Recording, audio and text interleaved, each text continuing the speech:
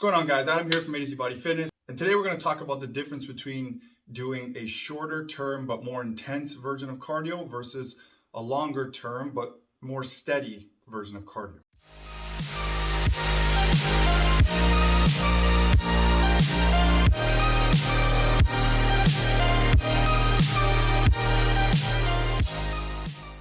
So first things first, I just want to say they're both going to drop fat. The argument between the two is that when you do a shorter intense version of cardio, which is like, a 10-minute or 15-minute shorter intense version versus like doing going on your bike and doing like a version of HIIT, or going, for a fast, quick run, or going for a crazy sprint, basically spiking your heart rate as high as you can for a shorter period of time. The argument is that you burn more glycogen doing that versus doing longer cardio, but more for a moderate to steady pace. You're going to be burning more fat cells, right? You're going to be burning more lipids. The thing is, you're going to be burning calories, you're going to be burning fat either way, whether you do it shorter, whether you do it longer, okay?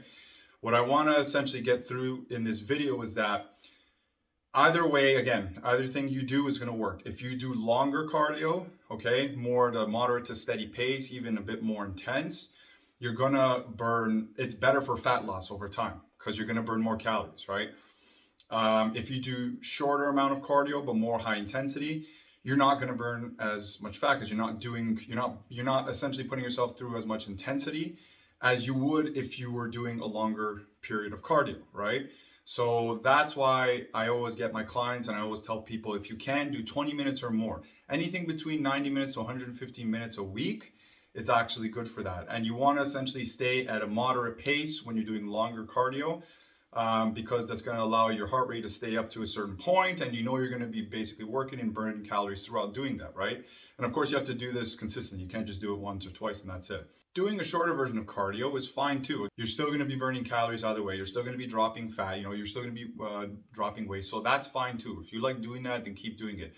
For optimal results though, if you really want to lose a lot of weight, I would suggest to do longer term cardio because it's going to yield you better results down the line. You can still do the other version of it if you like. You can still do a shorter version. You're still going to see results, but I would suggest you do longer forms of cardio. Again, whether it's like going for a swim, or which is probably the best form of cardio that you can do because your whole body's actually actively moving the entire time, even if you're just treading water. Going for a swim, getting on your bike and going for a bike ride, going on the elliptical, even going for a higher intensity walk, like walking at a consistent pace, not just like, kind of moving around. I mean, like walking at a consistent pace the entire time. You'll burn a higher amount of calories doing that as well. Again, for 20 minutes or more, start off at a range that's comfortable for you. If it's 15 minutes, then try that. And then try and build yourself up to 30 minutes over time. Create progressive overload the same way that you would do with weights, right? If you want to incorporate shorter version of cardio and do more of like a HIIT exercise, great, you can do that too. That also works as well. The other thing is, if we're talking about maintaining muscle, it's good to do so essentially bodybuilders are really good at doing this because they need to maintain as much muscle as possible while prepping for their show, right?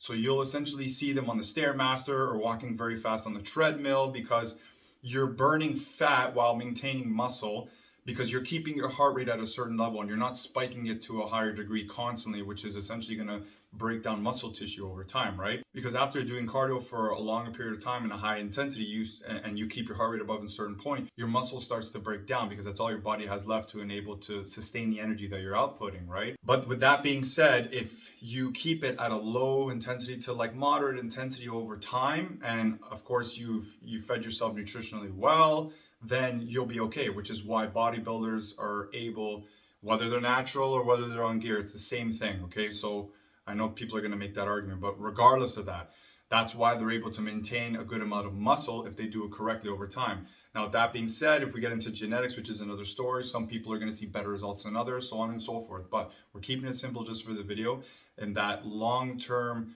cardio is essentially always overall, okay, going to be better for more fat loss. It doesn't mean you can't do shorter versions of cardio and do more of a HIIT type of exercise for 15 minutes. You can do that too. Again, you're still going to get results, but for the difference between the two and what you're going to get out of it, longer term is a little bit better in the fact that you'll break down more body fat if that's what your goal is to lose a lot of weight.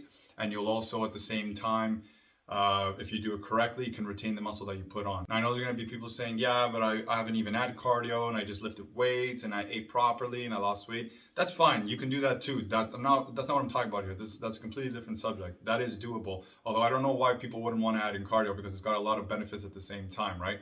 But that's a different story. If you want to do that, fine. If you want to take that road, go ahead. But I would suggest for somebody, for not even just people that are getting into the gym, but for everybody in general, again, depending on what you're doing, but in a general aspect, to add in cardio into your workout and essentially know the difference between the two. You can still add both of them, but for greater results in weight loss and also to help with maintaining muscle over time, doing what I said is essentially going to yield you those results. And if you keep at it, you're just going to continuously keep getting them. You're going to lose the weight and you're going to be able to maintain the muscle at the same time. All right, guys, if you like what you saw, click like, subscribe, comment down below. Let me know what you think of the video. Let me know what type of cardio you do and what's worked for you.